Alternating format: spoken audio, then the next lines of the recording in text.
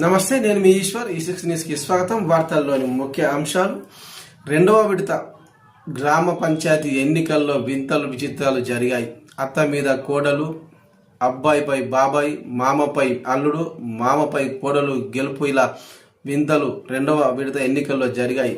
పెద్దపల్లి జిల్లా పాలకుర్తి మండలం గన్ శ్యామ్ దాస్ నగర్లో జరిగిన సర్పంచ్ ఎన్నికల్లో సూర నర్సమ్మ అత్తపై 18 ఓట్ల తేడాతో కోడలు సూర రమ విజయం సాధించింది.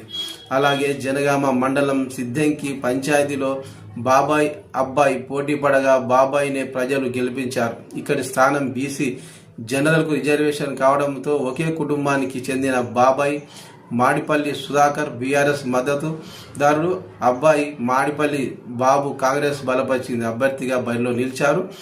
బాబుపై 105 ఓట్ల మెజారిటీతో సుధాకర్ విజయం సాధించారు. అలాగే రంగారెడ్డి జిల్లా కడతల్ మండలం చరికొండ గ్రామ పంచాయతీలో సర్పంచ్ స్థానానికి 4 బరిలో నిలిచారు.